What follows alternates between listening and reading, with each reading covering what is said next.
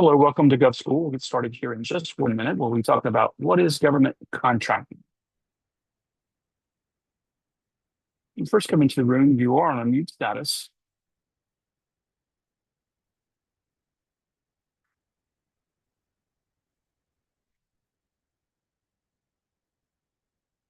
Hello, good morning. I'm Basit from Life Marketplace LLC.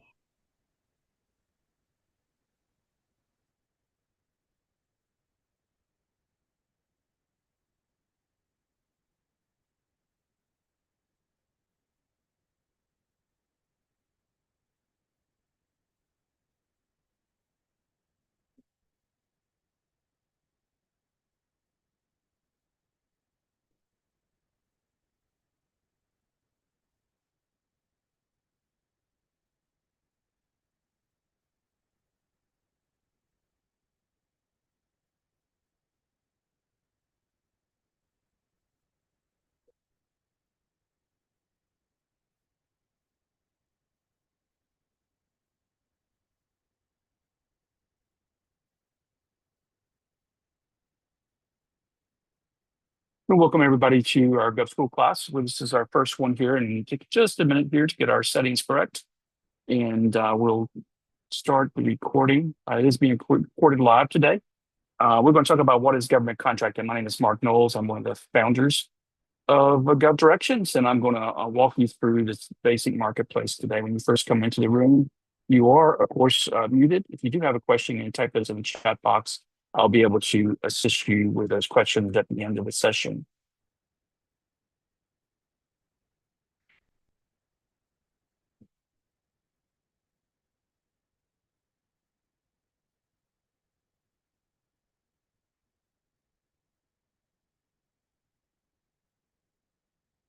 The topic today is going to be what is government contracting?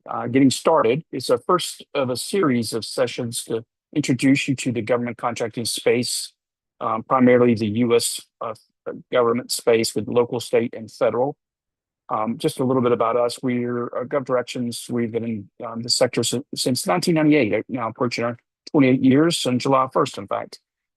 We've served over, we've sent over 1 billion different bids alerts to our customers since we were founded. And our primary objective is to take what is considered a fragmented system to pull that together so that our users save time and money. We're one of the largest aggregators of all levels of government contracting. We have just over 45,000 active bids in our system at any given time. I believe right now we have just over 50,000, but I think the largest one of the year gets to about 65,000, and their lowest one about 39,000. We're adding 2 to 3 bids every minute into coming from all sources, local, state, and federal agencies. We track just over 88,000 agencies, and this includes authorities, schools, special districts of all kinds, typical areas that are not often covered by systems that are out there, so that you're not tracking those. These, as most of us are familiar, we have a home rule philosophy, meaning that we want our decisions made as localized as possible, and that creates this fragmentation. It's a system that's not broken, but it's designed purposely that way. So tracking that is a business problem. GovDirections is the business solution. Myself, why am I interested in space? I've served the company since we were founded. We have 2 co-founders, and we work together real closely to make sure we grow this market. We have a staff of some about 20 individuals who do nothing but track on behalf of our membership. And we're located here in Atlanta, Georgia. I have worked with companies and teams how to build scalable systems in government contracting my entire career. I also work with clients specifically on how to win those contracts. I have in 2 other sort of sideline responsibilities. One is actually contract with government. So I've won just over 400 contracts in 34 states, mostly with local governments. Also serve as an adjunct professor with the University of Georgia, where I teach in a graduate school program, contracting and bidding at the to hopefully future contract writers, learning how to actually write their RFPs and bids that you respond to. But I try to work specifically with explaining sort of translating the government contracting space to private companies, specifically the small business marketplace. I've done that my entire career.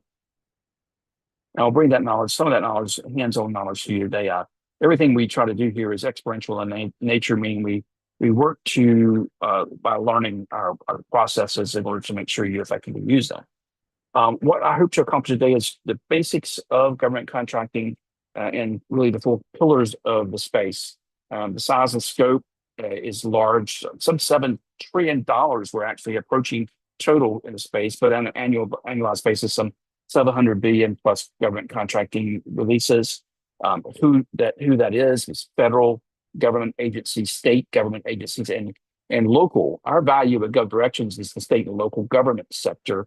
A lot of us, while we come into this space with a strong interest in federal, we quickly realize the actual work that is being sourced out is typically at the state and local government sector. For many of us, 20 contracts for every 1 federal at that level. So there's a lot more activity. Also, we will talk specifically about how the procurement circle works in the United States from start to finish. Most of Western economies will practice similar type transactional systems, so it can be applied typically anywhere, but I'm focused specifically on the U.S. marketplace. Also, speak specifically to why small businesses have built-in legal advantages in the United States at the procurement level, and why we value that in the United States, and how we encourage that.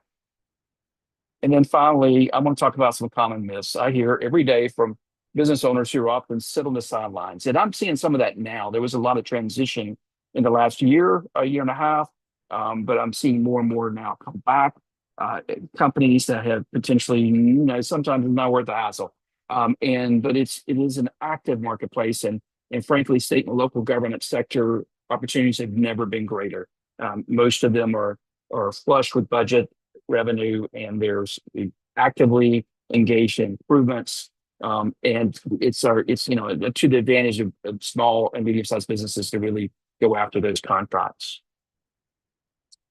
The scale of the marketplace, it just can be overwhelming in the government space itself.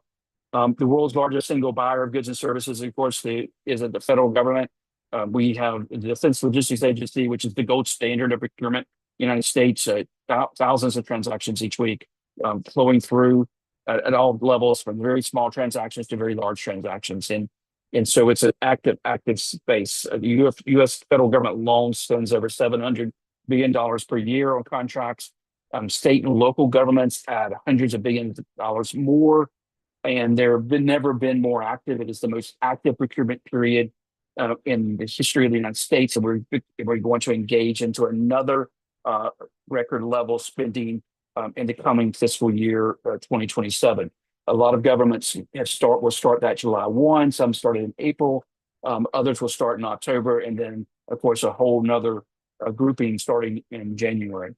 But FY27 promises to be by far the largest spending period ever in our history. In every single sector that we're seeing, from infrastructure, construction, IT, construction, staffing, food, logistics, consulting. We monitor some 270 industries, and every industry is basically meeting on record transactional value. Spending occurs every fiscal year. It doesn't dry up in a recession. A lot of times in businesses, we have to retract. You don't really see that in the government sector. So if you're in business, it's also always a good strategy to make government a part of your business plan. And oftentimes governments are spending years planning to spend years in advance, so you can track that and understand where your market can head to. So that if there is a slowdown in the private sector part of the economy, then you can have that stabilization in the government sector. And on top of that, if you're a small business owner, there are mandated goals to drive consistent, predictable opportunity. And I just basically emphasize that it's consistent, it's predictable, and there's plenty of opportunities. And if you have specific set aside designations, stepping forward with what we refer to as sources sought opportunities or requests for information is a wise strategy, making sure you do not miss that opportunity. A lot of times we overlook that. So when you see those transactions, you respond to them, then you'll quickly find that that is information that you can use to secure oftentimes sole source contracts. And so don't overlook that. But a $700 billion at the federal level alone, as we add up the entire market space, some $6-7 trillion in spending. Who buys? Federal agencies. A lot of times, I have clients who come to us and they've registered in SAM and they're waiting for it to be a procurement portal. Then quickly realize it's not a procurement portal. It's not where they buy at. The SAM system for award management, is, the way that I think about it is the accounts payable system for the federal government. The spread in vetting you, getting you set up. It's only one level of government. It allows other agencies, the federal hierarchy, to then do business with you. So when you get that SAM registration, UEI, unique entity ID, and then on top of that, you get the cage code, then you're able to expand that to some 130 federal departments. UEI, most of those departments, the cage code allows you to go a little bit further for highly potentially secure transactions, defense transactions, and others. So you need to get both of those during that registration, but apply nothing, mean nothing to local and state governments, except that you really have been vetted by the federal government.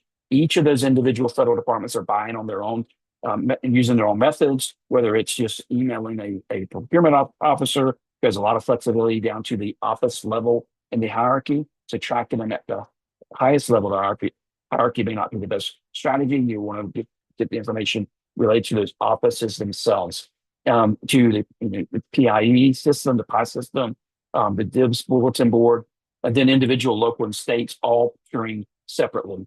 A lot of different locations. Then, of course, third-party systems. There's about 40 of them in the United States. They have some active membership level organizations to use those systems. Contributes to the fragmentation itself, and is often confusing to new contractors. Using an aggregator like GovDirections helps you understand how that all works together. Knowing that in every marketplace, it's free to work with the procurement system, to learn about the bids, and so you do not need to be paying all these portals to gain access to information that is freely available to you. Governments use those systems to broadcast, but also because oftentimes they'll provide those portals to help them manage the procurement. But every state now mandates that you get access to those at no charge. Each agency themselves, and I'll just point out, I have a line here, the major buyers, the ones that you see at the federal level. The Department of Defense, by far, the Defense Logistics Agency, the world's largest buyer by itself. It's by far the gold standard of procurement in the world. They understand what they're doing, and they operate very efficiently. And a lot of our members just do nothing but work with DIBS and DLA to have a strong business setup and business plan. Department of Homeland Security, Health and Human Services, Veterans Administration, Veteran Affairs, the General Services Administration, GSA schedule, NASA, DOT, Department of Transportation.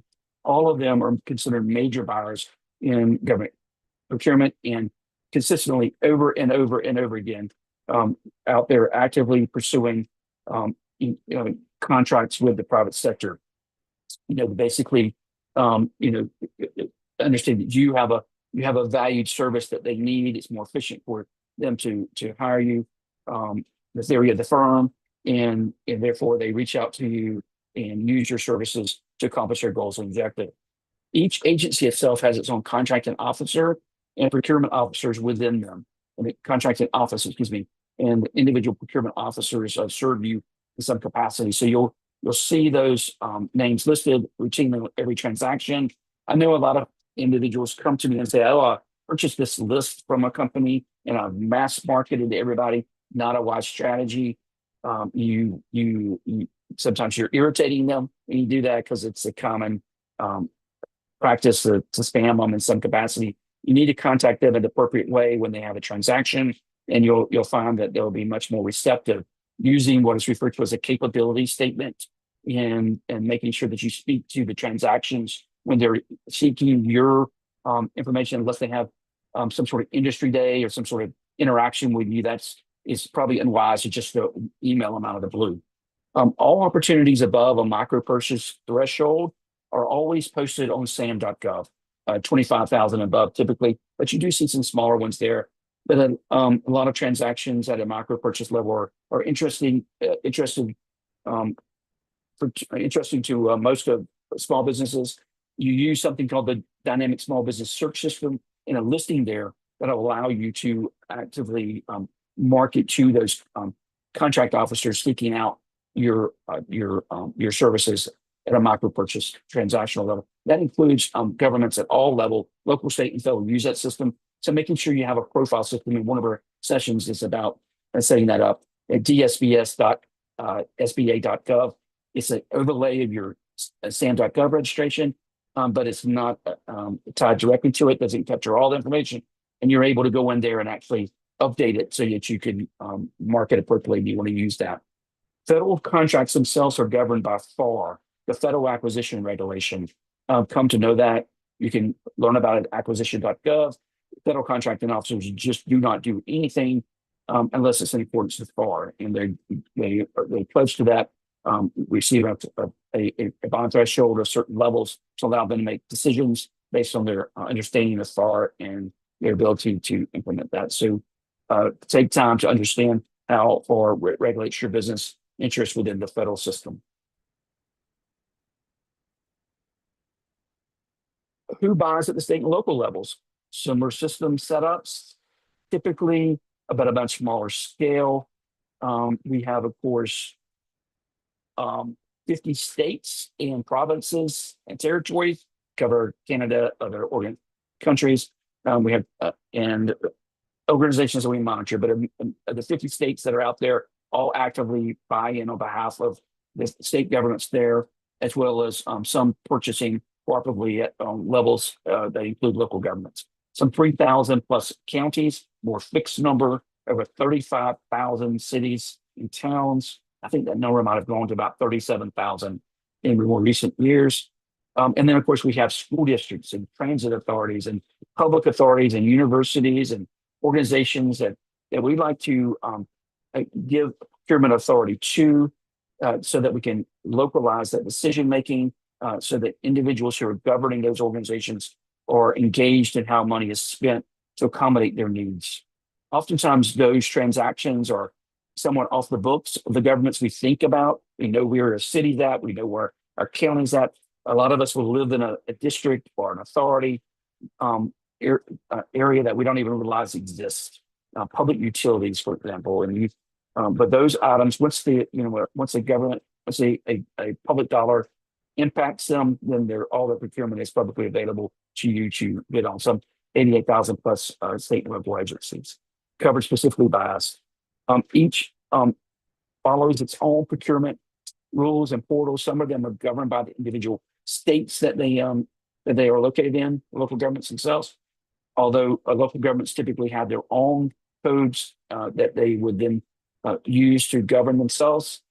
So it's a fragmented governing process as a whole. So sometimes you see very stringent rules, other times not so stringent. You just never know how the organization itself is going to respond. So you want to make sure you enter every transaction into a cone of silence so that you don't just pick up the phone and call someone when it was a live bid.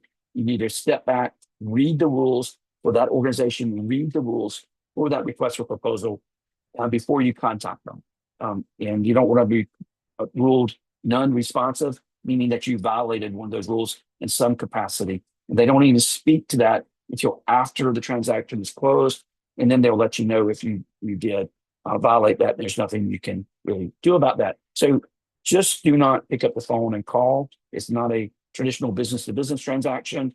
You need to approach them in the right manner, including questions that you may have about the transactions. There's going to be a period, a time that you'll have available to you to ask questions. Every one of these agencies are different, but you do want to follow those rules. And all of my clients, it doesn't matter what type of service you offer, I always suggest that local and state is the best entry point to start and to grow, and you'll have more opportunity there.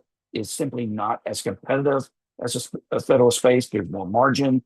It's just and in fact, right now, it's much simpler to do business with state and local governments, and they're all flush with revenue to make things happen that they traditionally may have held up in the past. So do not ignore the state and local sector at this current time. How the system actually works, the procurement cycle.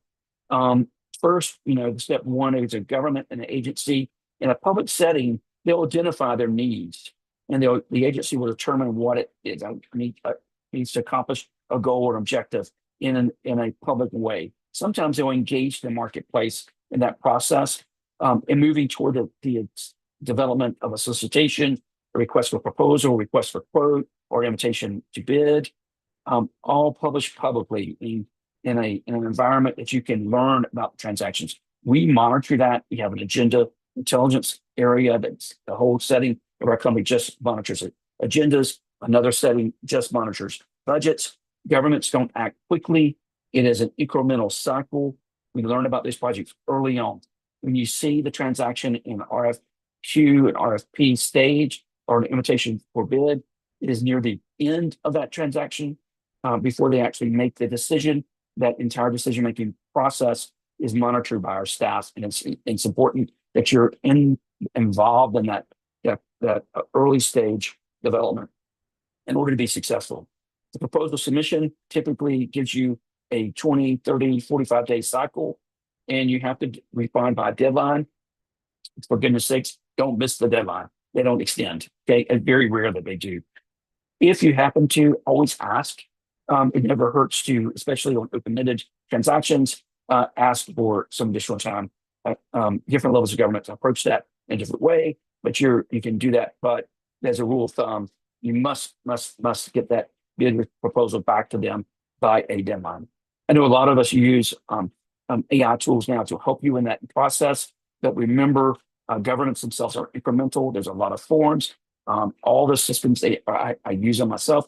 They provide excellent tools for you to monitor information, prepare documents, but always step back and and take a look at all of the rules associated with the individual transactions before you submit. A lot of times they require you to put something on a specific form, and an AI generated form will not meet that criteria, and you will find yourself also recorded as non-responsive. Evaluation methodology is not always lower price. Governments typically have a process for making that decision. There's a score. They can only score using that evaluation method that they tell you. So it's important you pay attention to that. Provide extra information, extra documentation doesn't always serve your interest. Pay attention to the evaluation criteria. I often use that as my guiding force in the proposal development. And I always review my responses using AI tools and other methods and I've been doing this for years and years and years before AI tools, but always score yourself before you submit a proposal. It'll pay off and dividends to your organization. In awarding performance, it's always available to you. It's not always a notification system. Sometimes it's online somewhere, but you can always learn who won, why they won in the public sector space. Oftentimes asking for a briefing to understand why you lost is a good strategy. Work begins once the actual cycle. And of course, that typically starts over with most transactions. And it's important you understand that governments are typically predictable. And so you can actually step back and say they're going to do this every 2, 3, 5 years. In my sector, it's about every 7 years. So I can watch those transaction historical. I think we have over 7 million records in over 28 years in our own system. So we can predict when a bid's coming up years in advance, potentially, or months in advance when it's really useful to you. So you can practice more traditional business development, but also making sure you get your pricing strategy correct. In the sector, unlike some of the larger private sector transactions are the same. The small business set-asides is a built-in advantage for small businesses. Federal law requires 23% of all contract dollars to go to small businesses. Set-aside contracts are only a small business may compete.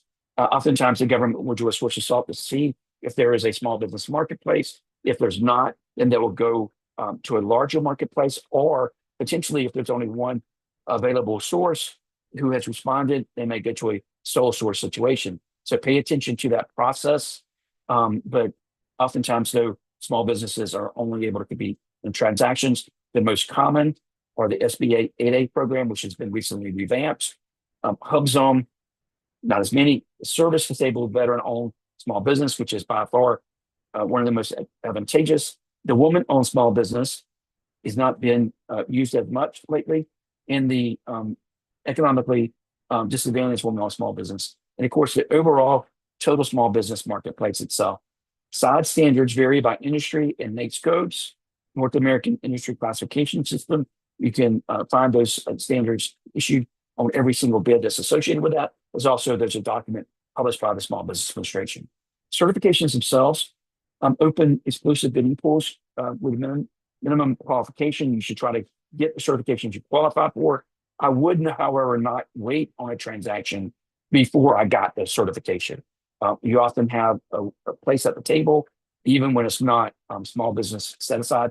But your total small business is, frankly, at the federal level, given to you when you registered SAM. The others you can certify somewhat quickly with service disabled. The others a little bit more stringent, women-owned small business, and the most stringent, of course, the 8A program. But they're there for you to pursue. Local and state governments also use set-asides, but due to the Richmond decision, there's typically a different method and of approval. And oftentimes there's instead of restricting the marketplace, they'll give you an advantage. They'll give you some points, extra points. So you're preferred, more of a preference system that's not specifically set aside for that marketplace. There's some different sectors that are in different states that have different rules in that environment, but it is typically done that way at the local and state level. We have a set-aside alert that is built for all levels of government. I believe it's the only kind, but it helps you really track in a more productive way the transactions that you are qualified for, and you can win them, have the best chance of winning. You'll hear the term contract vehicles is really how we get there to transactions. At the federal level, these are the ones that you commonly see. At the state and local level, not so common with these differentials, but there are typically the IDIQ at all levels, but the indefinite delivery, indefinite quantity. First, of course, is always the standalone contract, where basically here's a transaction. We are awarding it for a single purchase, single project, single transaction, all levels of government. IDIQ, indefinite delivery, indefinite quantity. We hire you. We're not sure when we're going to need you, but we expect to use you over a period of time. And every level of government typically uses that in some capacity. GSA schedule, pre-negotiated pricing in the General Services Administration. You can get on that and you go through a process of getting pre-approved. You may or may not get business from there, but your pricing is out there for everyone to see, and they can buy on that, kind of like the old Sears catalog. The BPA, the blanket purchase agreement for recurring needs, you get approved on a transactional type service or supply, and then they can call on you and buy off that at any given time. See those common at the local and state level for things like tires and other pieces of equipment or common purchases. And then, of course, the government-wide acquisition contracts, typically IT focused. Getting to the end here, but a common myth about contracting. I hear these all the time. The first one is you need connections to win. No, false. Okay, connections can always help you. That's not true. That's always true. But most contracts are won by individual merit. By far, you have an opportunity to win just about every contract I've ever seen this year. I just don't see that as a final decision-making process. Oftentimes, you can get to the table with that sort of influence, but it just rubs the contracting officer the wrong way. And the contracting officer is, at the end of the day, typically the ultimate decision maker in public sector contracting. So it's important that you follow the rules. Score proposals are always better. Get the score right. Get 100 if you can. Very rare to get 100. I actually wrote an RFP yesterday.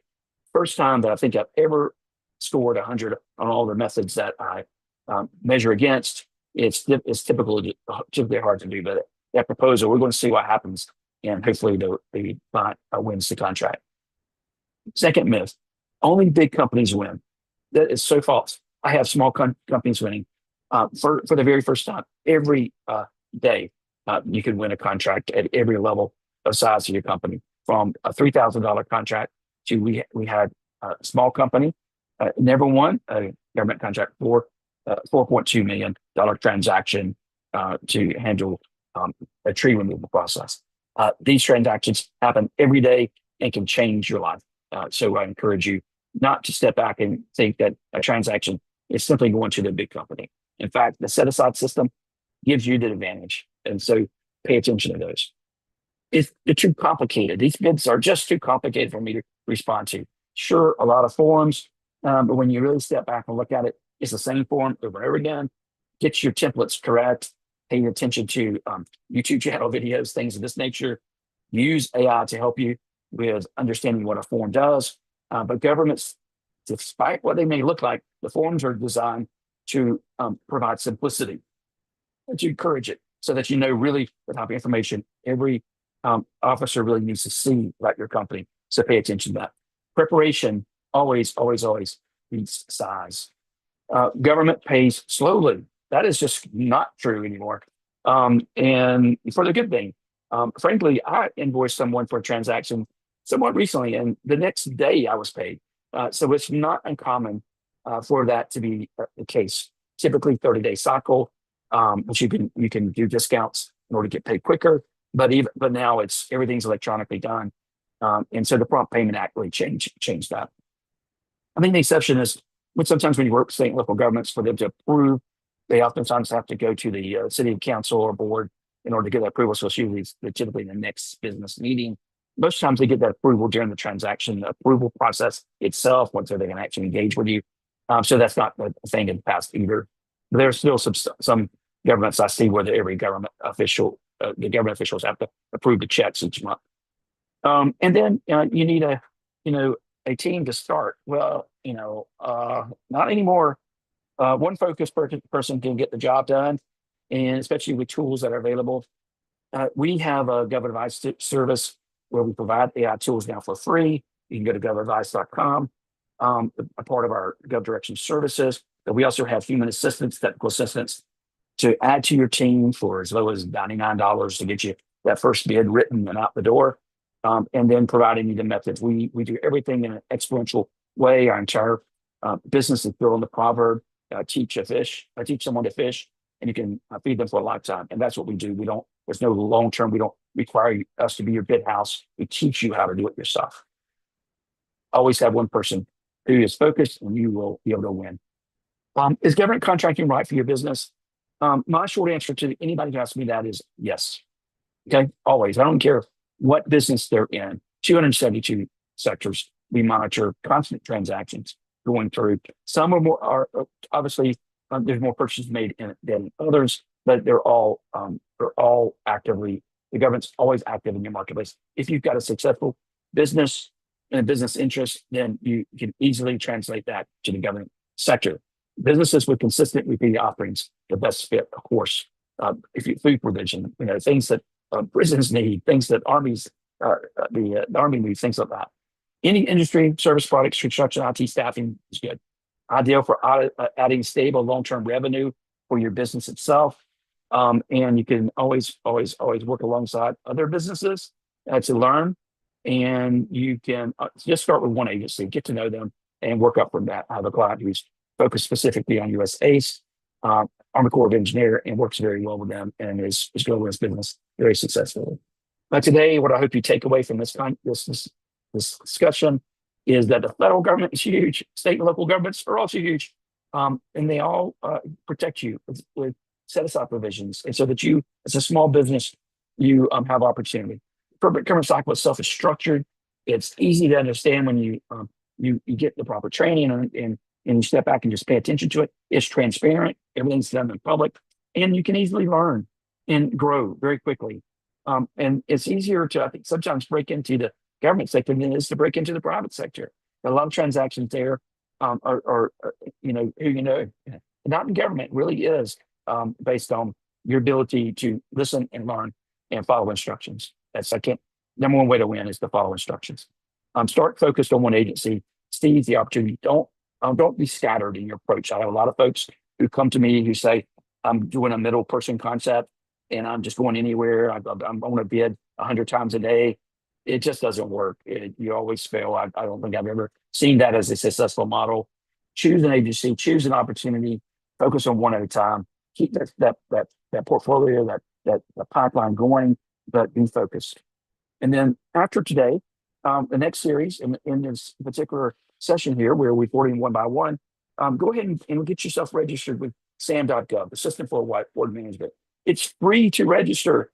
Don't fall for that $3,000 ploy that's out there. It doesn't cost you anything. By the time you get the answers to anybody else, you can register yourself. If you need a little assistance and technical guidance to walk you through, we have that service available to you. Choose it. We can do it within an hour with you. And then browse opportunities that exist in your industry. Make sure you take a look at that at the federal level, but then quickly move to the state and local level. You're going to find that that's a common place for most businesses to start. The registration itself is step by step. You just follow the instructions, and they're very helpful to you. If you get inside there and you get a little confused, you can reach out to the Federal Service Desk. They're fully staffed now, I believe. They were cut back for a while, but it's getting back to somewhat normal from where it's been the last year and a half. And so I encourage you to do that. These slides and the videos will be available to you after the session. And so I do want to thank you. And I'm going to do the second series tomorrow at 10 a.m. and another one today at 3 p.m. in a little different part. So please join me if you'd like to see this live. Thank you and have a good day.